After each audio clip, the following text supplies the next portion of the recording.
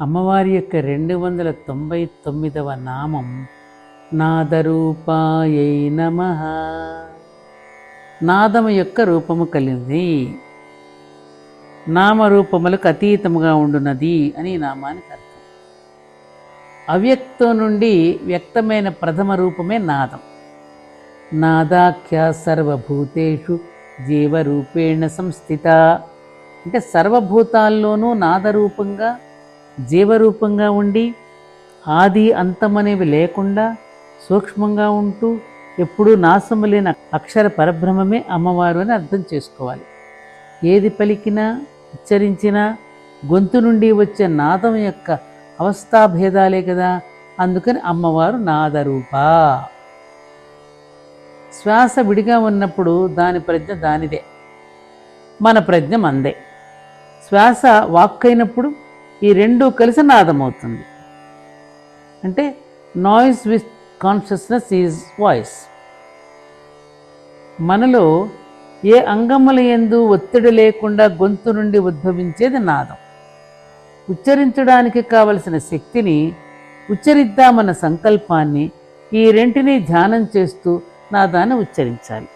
అలా ఉచ్చరించినప్పుడు వెలువడే నాదాన్ని వింటూ ఉంటే మనకు తెలియకుండానే నాదం మనలోంచి వ్యక్తమవుతూ ఉంటుంది. అభ్యాసం చేసేవారికి ఈ విధంగా ఎంతసేపైనా నాదం వస్తూనే ఉంటుందని సాధనలో తెలుస్తుంది. నిలకడగా ఉన్న జలాశయం చిన్న రాయి తాకిడితో అలజడికి గురికాబడి అనంతమైన తరంగాలనిస్తూ ఆ అలజడిని అంతటా ఆవరింపచేసినట్లుగా అనంతమైన ఆకాశంలో వ్యక్తం కాబోయే సృష్టి యొక్క బీజ పరిమాణంలోని బిందువుగా ఉత్పన్నమై విశ్వమంతటా తన పరిమాణాన్ని నామరూపాల్లో విస్తరించే అమ్మవారిని నాదరూప అని అంటారు. అమ్మవారి యొక్క 300 నామం నామరూప వివర్జితాయై నమః. నామరూపములకు అతీతముగా ఉండున్నది అని ఈ నామానికి అర్థం.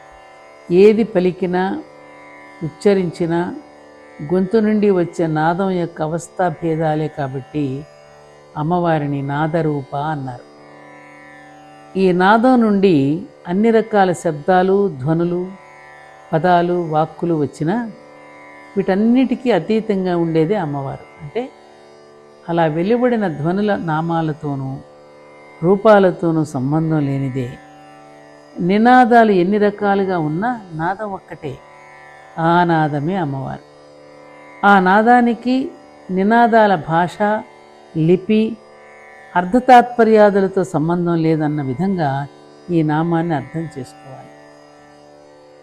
చైతన్య ప్రకృతికి 5 అంశాలు ఉంటాయి. అవేమిటి? నామ, రూప, అస్థి, భాతి, ప్రియములు.